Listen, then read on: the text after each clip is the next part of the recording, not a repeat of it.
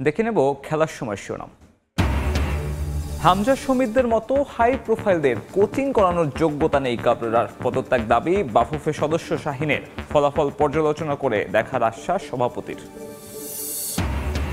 ক্রীড়াক্ষেত্রে বাজেট বাড়ানো সহ ক্রীড়া সামগ্রীর ওপর কর কমানোর দাবি তাভিদ আওয়ালের। দেশের ক্লাব নিয়ে ফ্রাঞ্চাইজ টুর্নামেন্ট এবং বিদেশে প্রীতি ম্যাচ খেলার পরিকল্পনা। শ্রীলঙ্কার বিপক্ষে ওয়ানডে ও টি-20 সিরিজ খেলবেন মোস্তাফিজ, জানালো বিসিবি কোচ। লঙ্কান কন্ডিশনের সঙ্গে মানিয়ে নিতে চট্টগ্রামে দুটি প্রস্তুতি ম্যাচ খেলবেন ক্রিকেটাররা। ফুটবল বিশ্বে নতুন উন্মাদনা, রোববার ভোরে পর্দা উঠছে ফিফা ক্লাব বিশ্বকাপের। উদ্বোধনী ম্যাচে মেসির ইন্টার মায়ামির প্রতিপক্ষ আল আহলি, দল বদলে রেকর্ড অর্থের লেনদেন।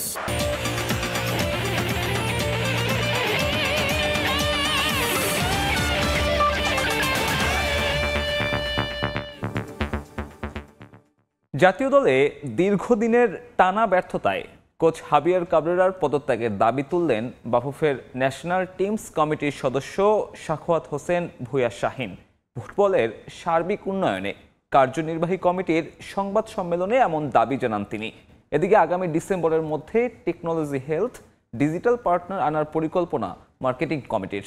এছাড়াও বাংলাদেশি বংশোদ্ভূত প্রবাসী 40 জন ফুটবলার নিয়ে জুনের শেষে ক্যাম্প আয়োজন করতে যাচ্ছে বাফুফে।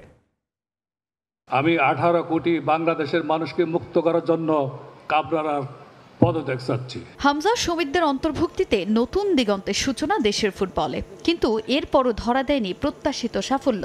সিঙ্গাপুরের বিপক্ষে ঘরের মাঠে ভুল ফরমেশনে দল মাঠে নামানো, বিতর্কিত সিদ্ধান্ত গ্রহণের দায় কোনোভাবেই এড়াতে পারেন না কোচ হাভিয়ার কাবরেরা। মাঠের পারফরমেন্সের নিম্নমুখী এই গ্রাফে কোচ পরিবর্তনের ডাক দেয় লাল সবুজ ভক্তরা। এবার এই স্প্যানিশ কোচের পদত্যাগের দাবি খোদ ফেডারেশনের কার্যনির্বাহী কমিটি থেকেই। আমি কাবরেরার ন্যাশনাল কমিটির সদস্য হিসাবে আমি কাবরেরাকে এই কোচ থেকে সরানো হলো আমার এজেন্ডা। ফুটবলের নবজাগরণের এই সময়ে প্রথমবারের মতো কিট স্পন্সর ও ফুটবল স্পন্সর পেয়েছে বাংলাদেশ জাতীয় ফুটবল দল। আগামী ডিসেম্বরের মধ্যে টেকনোলজি হেলথ ও ডিজিটাল পার্টনারের সঙ্গে চুক্তি সম্পন্ন করার লক্ষ্য নির্ধারণ করেছে বাফুফে। এছাড়াও ডিসেম্বরের মধ্যেই বাফুফের ওয়েব পেজ সহ বাকি সব ডিজিটাল প্ল্যাটফর্মের কাজ শেষ করার পরিকল্পনা সহ সভাপতি ও ডিজিটাল কমিটির চেয়ারম্যান ফাহাদ করিমের। এ মাসে 40 জনের বেশি বাংলাদেশি বংশোদ্ভূত প্রবাসী ফুটবলার নিয়ে ট্রায়াল ক্যাম্পের আয়োজন করতে যাচ্ছে বাফুফে। আমরা আরো কিছু ইনোভেটিভ পার্টনারশিপ করার প্ল্যান করছি, such as technology partner, health partner for Bangladesh Football Federation. By December, we will have inshallah an interactive up-to-date web page.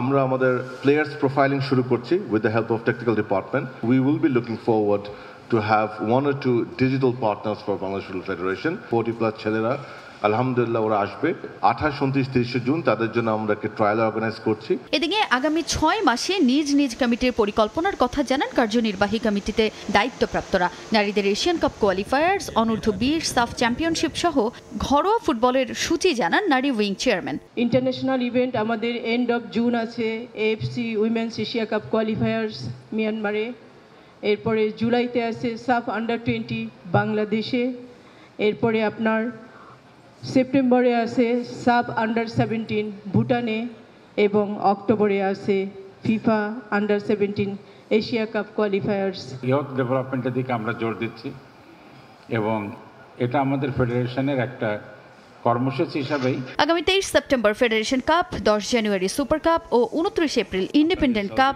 শুরুর কথা রয়েছে। ধন্যবাদ জানাচ্ছি এজন্য। তাজিন খন্দকার, সময় সংবাদ।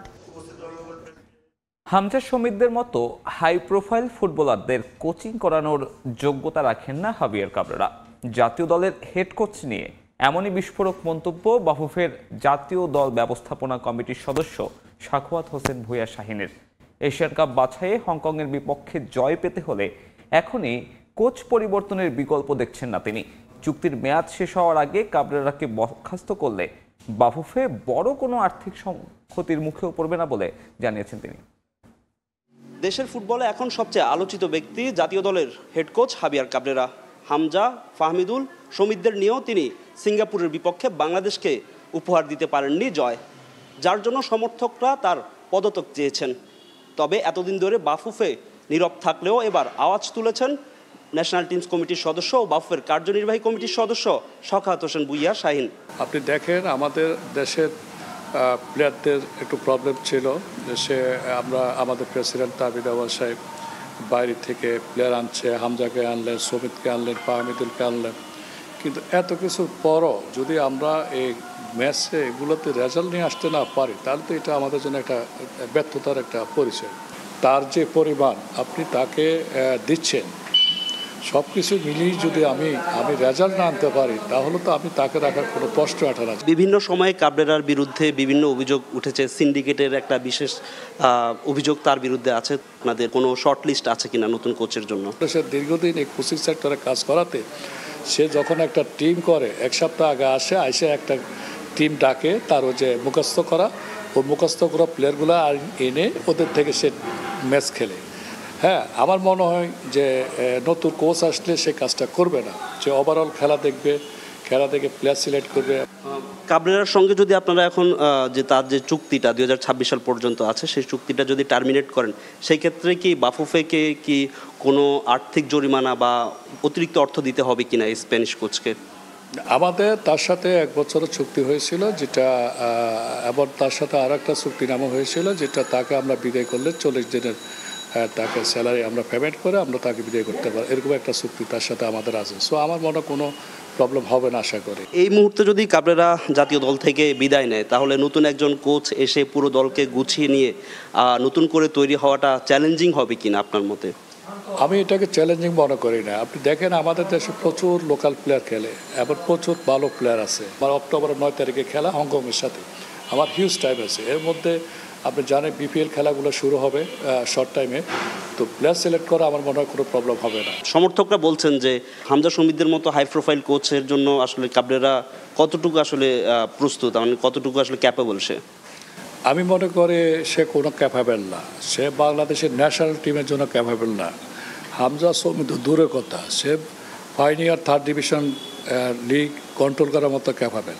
আজকে 3 বছর 3.5 বছর আমাকে একটা ম্যাচের রেজাল্ট দিতে পারেনি। তার চেঞ্জিং এবং তার 11 সিলেকশন সব কিছু মিলেছিল, আমি মনে করি সে একটা অদক্ষ, অযোগ্য, এবং তার টিম রেজাল্ট আনার মতো কোনো যোগ্যতা নাই। ধন্যবাদ আপনাকে আমাদেরকে সময় দেওয়ার জন্য। কথা বলছিলাম বাফুফের ন্যাশনাল টিমস কমিটির সদস্য সাখাওয়াত হোসেন ভূঁইয়া শাহিনের সঙ্গে। আসলে তিনি বলছিলেন যে জাতীয় দলের যেই সফলতা সেটি পেতে হলে যেই কোচ রয়েছেন বর্তমানে হাবিয়ার কাবরেরা, তাকে অবশ্যই পদত্যাগ করতে হবে। ফাহিম ইসলাম, সময় সংবাদ, ঢাকা। ক্রীড়াক্ষেত্রে বাজেট বাড়ানো সহ ক্রীড়া সামগ্রীর ওপর আরোপিত কর কমানোর দাবি জানিয়েছেন বাফুফের সভাপতি তাবিত আউয়াল। সঙ্গে দেশের বিভিন্ন স্থানে স্টেডিয়ামগুলো সংস্কারে ক্রীড়া পরিষদকে তাগিদ দিয়েছেন তিনি। এদিকে দেশের ক্লাবগুলোকে নিয়ে ফ্রাঞ্চাইজি টুর্নামেন্ট এবং বিদেশে প্রীতি ম্যাচ খেলার পরিকল্পনাও রয়েছে ফেডারেশনের। ফুটবলের সার্বিক উন্নয়ন নিয়ে সংবাদ সম্মেলনে এসব কথা জানান বাফুফের সভাপতি। সিঙ্গাপুরের বিপক্ষে ম্যাচ দিয়ে জাগরণ ঘটেছে দেশের ফুটবলের। সেই উন্মাদনা ধরে রেখেই সামনে এগিয়ে যাওয়ার পরিকল্পনা ফুটবল ফেডারেশনের। তাই নিজেদের সাম্প্রতিক ব্যবস্থাপনা পর্যালোচনা আর ভবিষ্যৎ পরিকল্পনা নিয়ে আনুষ্ঠানিক সংবাদ সম্মেলন বাফুফে নির্বাহী কমিটির, যেখানে উপস্থিত ছিলেন ফেডারেশনের প্রধান তাবিত আউয়াল সহ কার্যনির্বাহী কমিটির 14 সদস্য।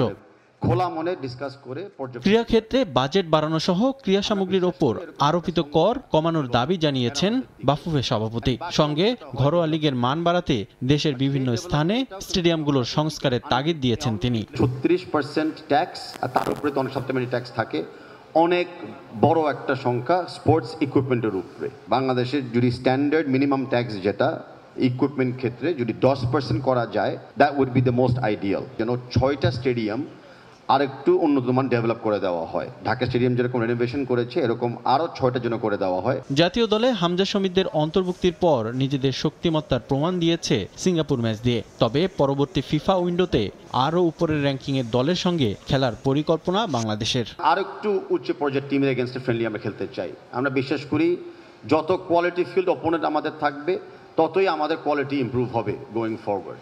ভবিষ্যতে অলিম্পিক্স কোয়ালিফায়ার আসবে, এশিয়ান গেমস আসবে, ওয়ার্ল্ড কাপ আসবে।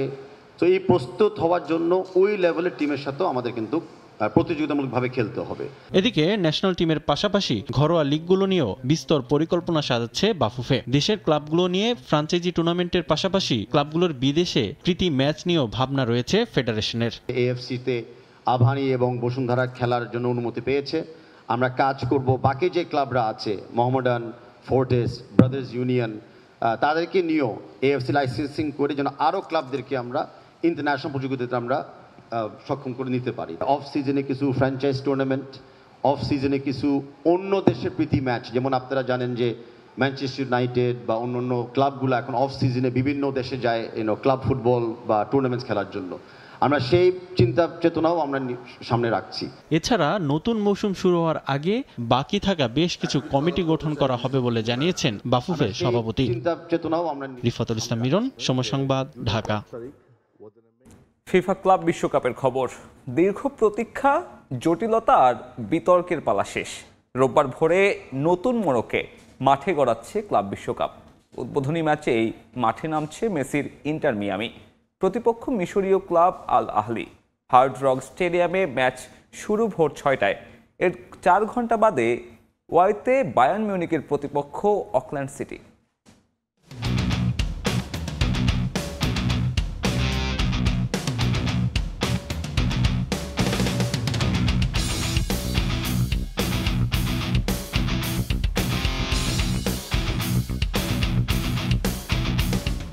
নতুন কলরব, 8 থেকে 32 দল। উয়েফা আর চ্যাম্পিয়ন্স লিগের একক আধিপত্য ভেঙে নতুন যুগের শুরু। ফিফা ক্লাব বিশ্বকাপ, 12,254 কোটি টাকার প্রাইজ মানি। বিশ্ব ফুটবলের ঘিঞ্জিত সূচি নিয়ে আছে সমালোচনা, তবুও ফিফা বস জিয়ানি ইনফ্যান্তিনোর ড্রিম প্রজেক্ট। ক্রিস্টিয়ানো, সালাহ, ইয়ামাল কিংবা নেইমার নেই, তবে একজন লিওনেল তো আছেন। মহাতারকাকে দিয়ে শুরু মহাযজ্ঞ। উদ্বোধনী দিনই মাঠে নামছে তার ক্লাব ইন্টার মায়ামি। মিশরীয় ক্লাবটির বিপক্ষে মাঠে নামার আগেই কেটে গেছে মায়ামির শনির দশা। টানা 4 ম্যাচের হতাশাকে পাশ কাটিয়ে মন্ট্রিয়েল আর কলম্বাসের বিপক্ষে বড় জয়। গ্রুপের বাকি 2 দল পালমেইরাস আর পোর্তো হওয়ায় পূর্ণ 3 পয়েন্টেই চোখ হেরনদের। বুড়ো নয়, বরং অভিজ্ঞতা আর তারুণ্যের মিশেল মায়ামিতে, তবুও মূল ভরসা মেসিতেই।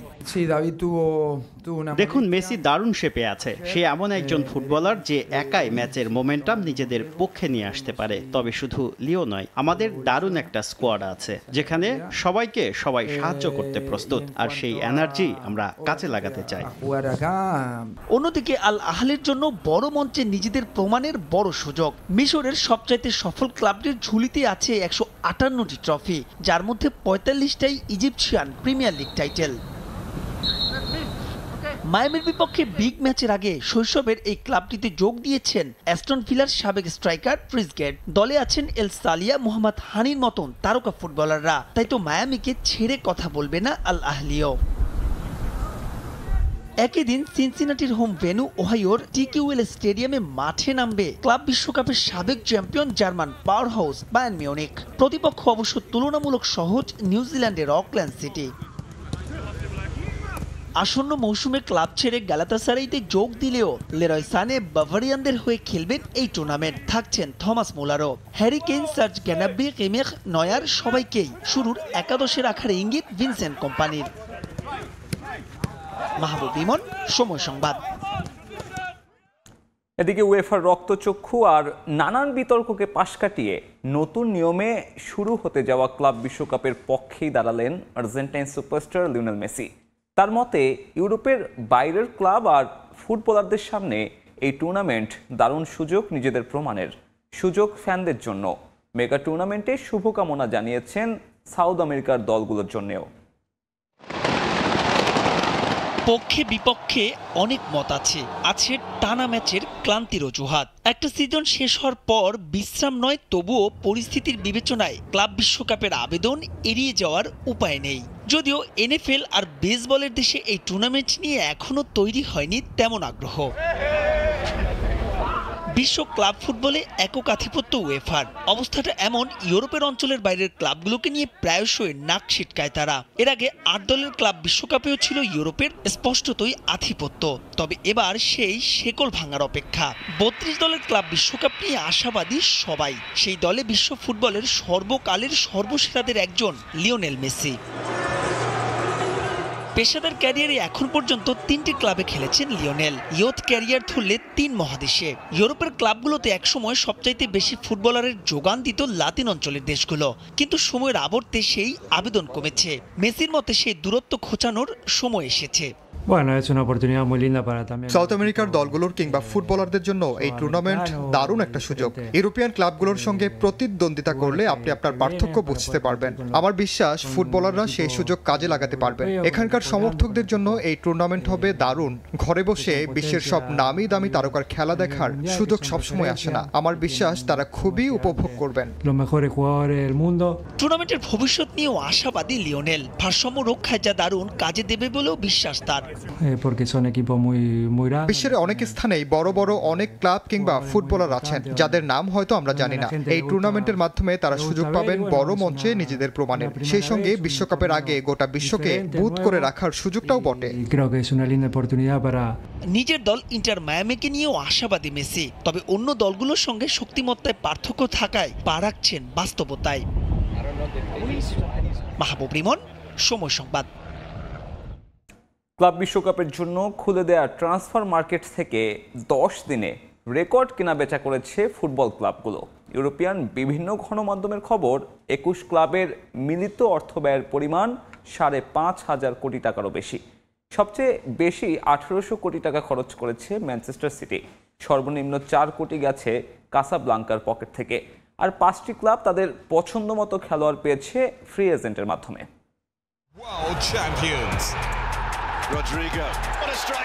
ফিফার ক্লাব বিশ্বকাপ আন্তর্জাতিক ফুটবল নিয়ন্ত্রক সংস্থার নিজস্ব tournament. Greatest show on earth আর কনফেডারেশন কাপের পর এবার এই আসরটিকেও জাঁকজমকপূর্ণ করতে কোনো কমতি রাখছে না ইনফান্তিনো গং। যে ধারাবাহিকতায় জুনের প্রথম দিন থেকে 10 তারিখ পর্যন্ত খুলে দেওয়া হয়েছিল বিশেষ এক ট্রান্সফার উইন্ডো, সেখান থেকে নিজেদের পছন্দ মতো ফুটবলার কেনাবেচা করেছে সবাই। তবে 32 দলের মধ্যে এই সাময়িক সুবিধাটা কাজে লাগায়নি 11টি ক্লাব। বাকি 21 ক্লাবই দলে ভিড়িয়েছে অন্তত একজন হলেও নতুন ফুটবলার। ক্লাব বিশ্বকাপ শুরুর প্রাক্কালে ফুটবলার কেনার ক্ষেত্রে স্বাভাবিকভাবেই এগিয়েছিল ইউরোপিয়ান পরাশক্তিগুলো। 21 ক্লাবের মিলিত খরচ যখন ছুঁয়েছে 5,500 কোটি টাকার শৃঙ্গ, তখন শীর্ষ 5 ক্লাবের ব্যয় 4,500 কোটি টাকা, যেখানে অর্থ ব্যয় হয়েছে 997 কোটি 74 লাখ টাকা, হয়েছে 977 কোটি 49 লাখ টাকা। 4 নম্বরে আছে champions league runner up inter Milan এবং 5 নম্বরে জার্মান ক্লাব বরুসিয়া ডর্টমুন্ড। তাদের খরচ যথাক্রমে 520 আর 463 কোটি টাকা। ফুটবলার কেনায় কারিগরি অর্থ খরচের রেকর্ডটা আরবের ক্লাবগুলোর দখলে বেশ কয়েক বছর ধরেই, কিন্তু এবারের ক্লাব বিশ্বকাপের আগে যেন একটু নিষ্প্রভ মধ্যপ্রাচ্যের কর্মকর্তারা।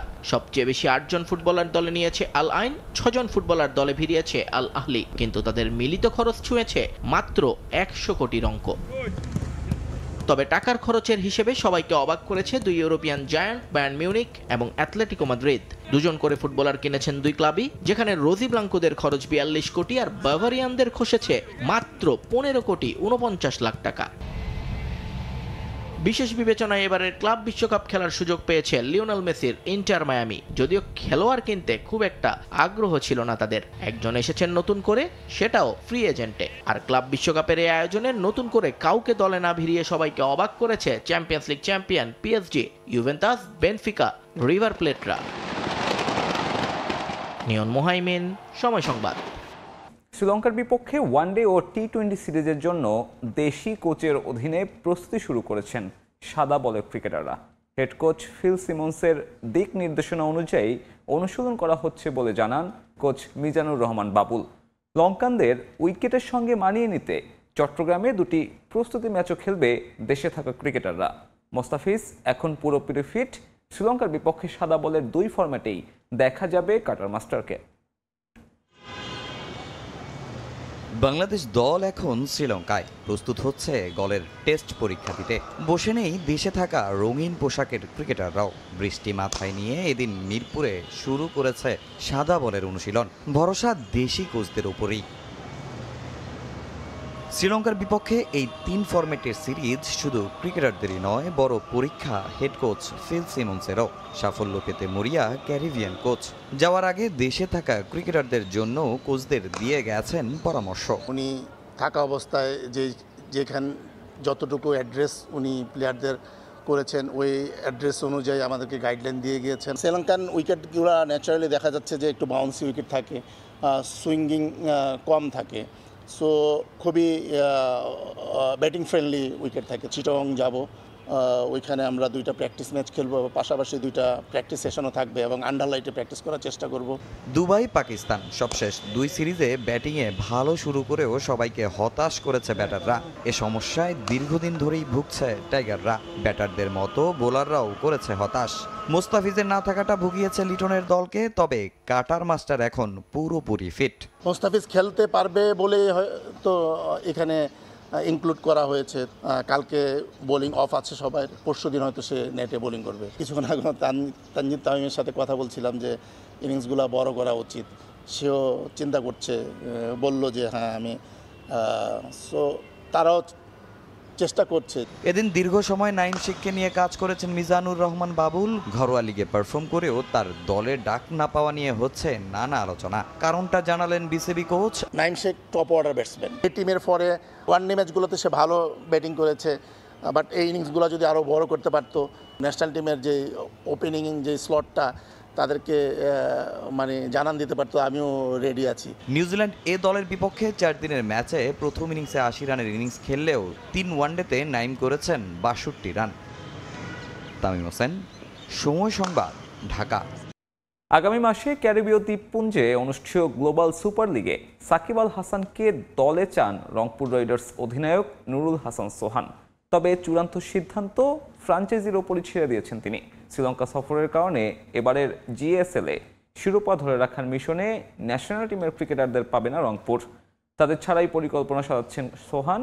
টাইগারদের সাবেক টি-20 অধিনায়ক আরও বলেন, বিদেশি ক্রিকেটারদের মাঝে বিপিএল নিয়ে দিনকে দিন অনীহা বাড়ছে।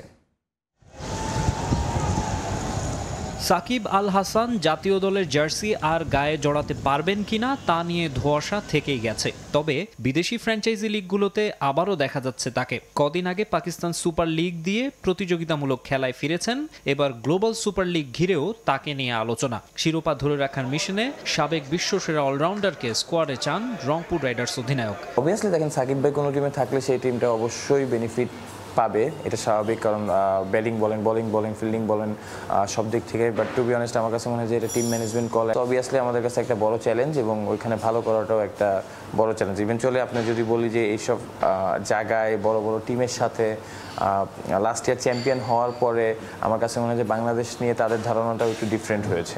এবার বাংলাদেশ জাতীয় দলের বর্তমান ক্রিকেটারদেরও পাবে না রাইডার্স। গায়ানায় 10 জুলাই পর্দা উঠবে জিএসএল এর ফাইনাল 19 জুলাই। ওই সময় শ্রীলঙ্কা সফরে টি-20 সিরিজ নিয়ে ব্যস্ত থাকবে টাইগার ক্রিকেটাররা। 16 জুলাই শেষ হবে সিরিজ। শ্রীলঙ্কার বিপক্ষে টি-20 সিরিজের দল ঘোষণা হয়নি এখনো। তবে গতবার জিএসএল এ খেলা সৌম্য সরকার, রিশাদ হোসেন আর শেখ মেহেদির এবার ক্যারিবীয় দ্বীপপুঞ্জের এই ইভেন্টে খেলার সম্ভাবনা ক্ষীণ। ওই সময় শ্রীলঙ্কা সিরিজ আছে, যখন শ্রীলঙ্কার টিমটা পাবলিশ হবে তারপরে হয়তো এনওসি নিয়ে কারা কারা অ্যাভেলেবেল থাকবে এটা আমরা জানতে পারবো। সো আগে থেকে আসলে খুব বেশি একটা প্ল্যান করা যাচ্ছে না এবছর। দেশ ও বিদেশে ফ্র্যাঞ্চাইজি আসরে গেল কয়েক বছরে নেতৃত্ব দিয়ে প্রশংসা কুড়িয়েছেন সোহান। আন্তর্জাতিক ক্রিকেট আর জিএসএল এর সুবাদে অনেক বিদেশি ক্রিকেটারের সঙ্গেই কথা হয়েছে বিপিএল নিয়ে। নানা কারণে বাংলাদেশ প্রিমিয়ার লিগ যে ইমেজ সংকটে পড়েছে তা অকপটে স্বীকার করেন রাইডার্স অধিনায়ক। আমি যেহেতু এটার সাথে আছি, আমি জিনিসটা বললে হয়তো লজ্জাটা আরও বেশি লাগবে, বাট আমার কাছে মনে হয় যে সবাই এটা খুব ভালো মতোই বুঝতেছে। এখন বাংলাদেশি, যেটা বললাম, বাংলাদেশি দর্শকরা কিন্তু অনেক ইমোশনাল ক্রিকেটের উপরে। তো এটা কিন্তু আসলে আমি যতই ভালো বলি বা খারাপ বলি, জিনিসগুলো আপনি অনেক কিছুই দেখতে পাচ্ছেন। তো এই জিনিসগুলো গুছানোর অবশ্যই জায়গা আছে, ওই জায়গাতে আমাদের কাজ করা উচিত। টাকা খরচ করে একটা প্লেয়ারকে নিয়ে আসতে চায়, সেই জায়গায় অনেক বেশি ডিফিকাল্টিস তৈরি হয়। ওভারঅল আপনার ক্যালেন্ডার বলেন বা আমাদের যেই শিডিউল বা যে পেমেন্ট ফ্যাসিলিটি সবকিছু মিলে আসলে ওই ফেইটটা অনেকে পায় না। টাইগারদের সাবেক টি-20 অধিনায়কের আশা, সংযুক্ত আরব আমিরাত আর পাকিস্তান সফরের তিক্ত অভিজ্ঞতা পেছনে ফেলে শিগগিরই ট্র্যাকে ফিরবে জাতীয় দল। মাকসুম আলম খান, সময় সংবাদ, ঢাকা।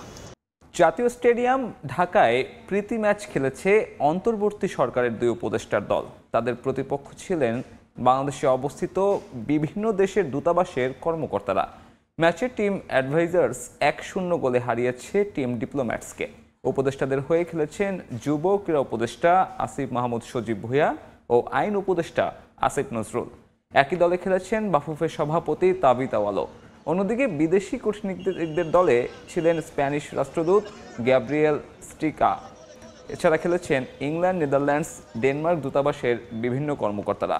ম্যাচ শেষে বাফুফের সাবেক সভাপতি কাজী সালাউদ্দিনের সমালোচনা করেন আইন উপদেষ্টা আসিফ নজরুল।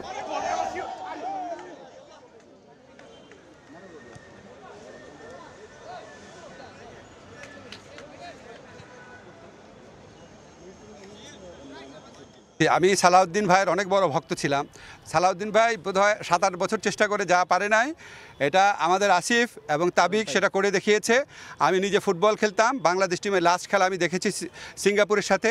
আমি কোনোদিন বাংলাদেশে কোনো টিমকে এত ভালো খেলতে দেখি নাই। প্ল্যানটা হয়েছিল বেসিক্যালি যেদিন সিঙ্গাপুরের সাথে আমাদের ম্যাচ, তো আমাদের অ্যাম্বাসেডার আসছে খেলা দেখতে, তো তাই বলে আমরা এটা ফ্রেন্ডলি করতে পারি কিনা, ডিপ্লোম্যাট ভার্সেস অ্যাডভাইজার্স টিম। তো আসিফ স্যার ছিলেন, আসিফ স্যার উদ্যোগটা নিয়েছেন অ্যান্ড আমরা একটা মোটামুটি টিম বিল্ডিং করে, আমরা তো প্রফেশনাল না, আমাদের রেগুলার প্র্যাকটিসও হয় না, তারপরেও ডিপ্লোম্যাট ভার্সেস অ্যাডভাইজার একটা রিফ্রেশমেন্ট গেম জাস্ট।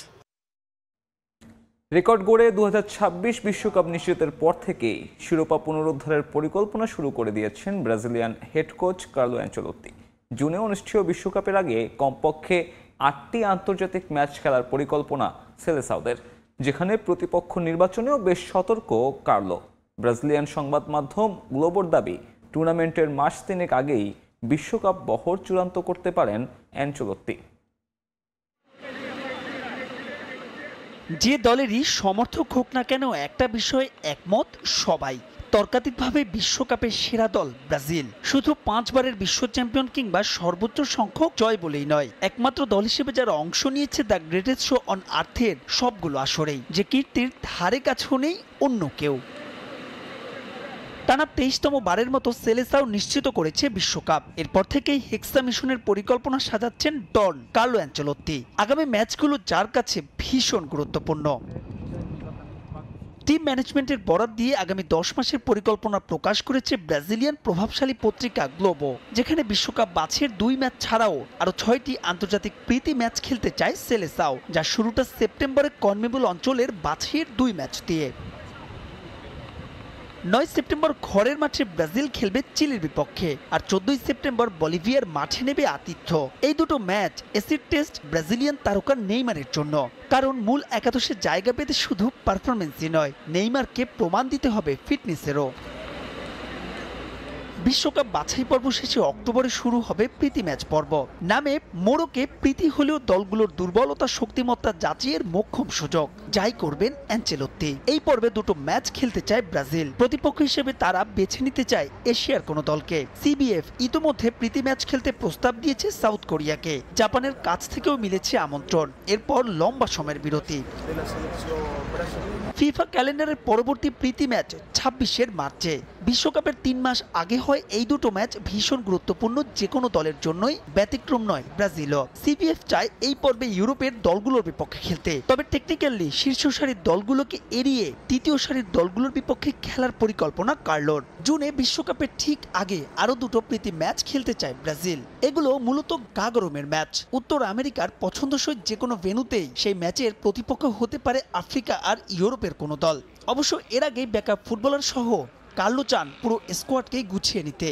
26 বিশ্বকাপে অংশ নিতে যাওয়া 48 দলের মধ্যে 3 স্বাগতিক দেশ সহ 13টি দল ইতোমধ্যে নিশ্চিত।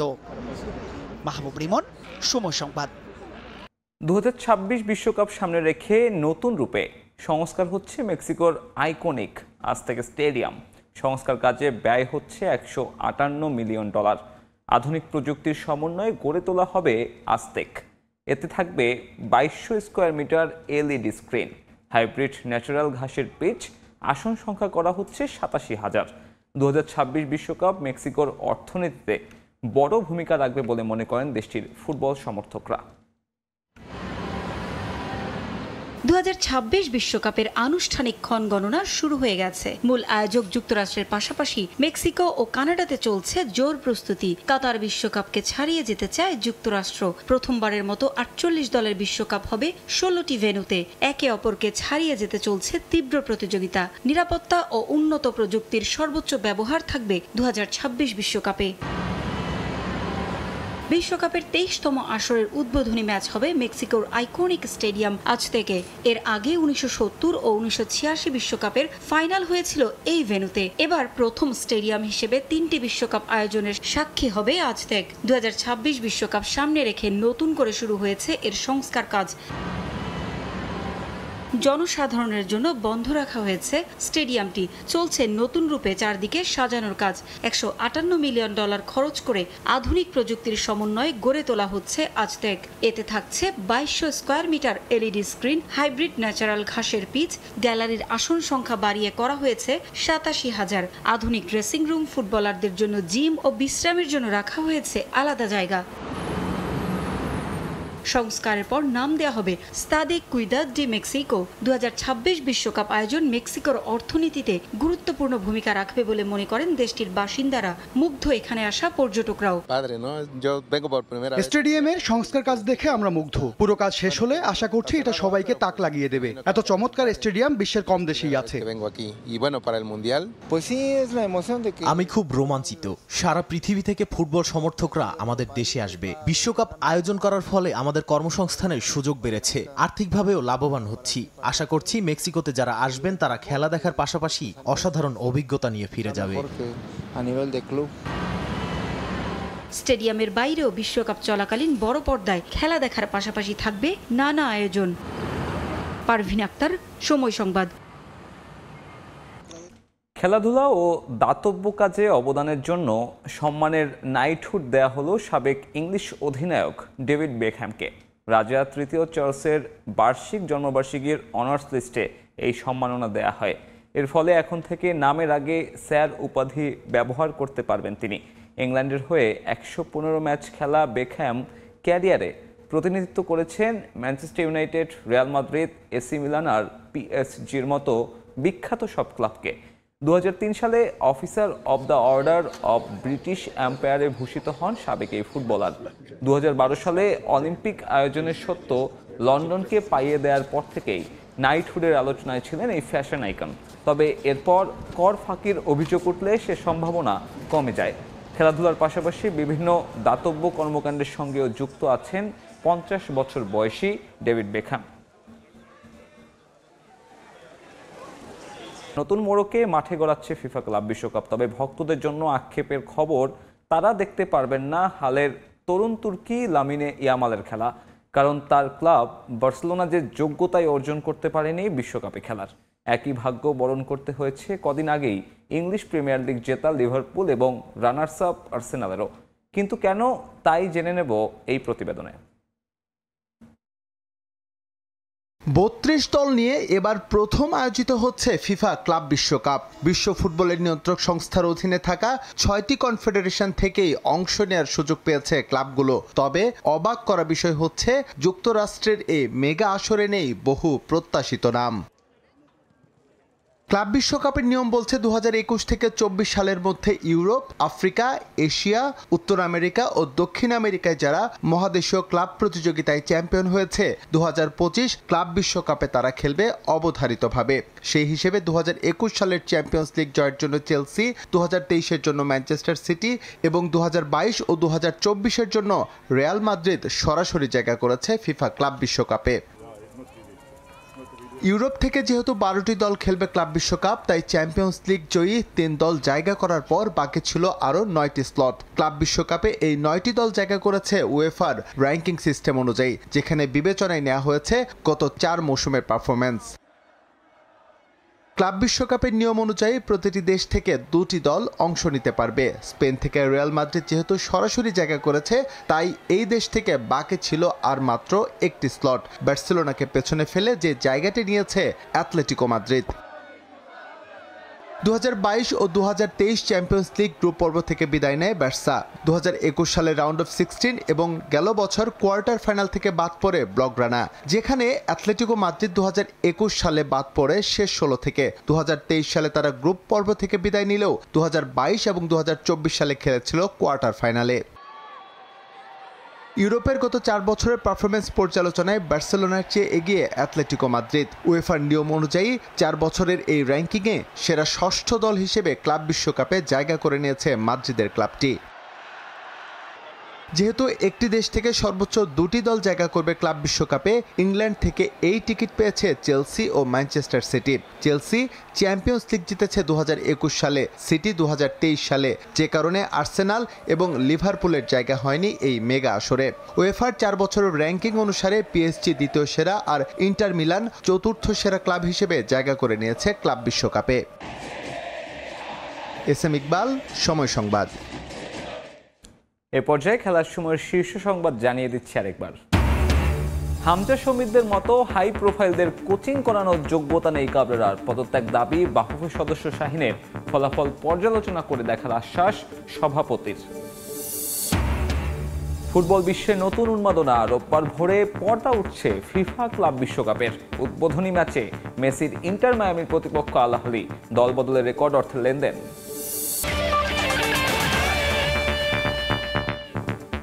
এই ছিল খেলার সময়ের এখনকার আয়োজন, সঙ্গে থাকুন সময়ের।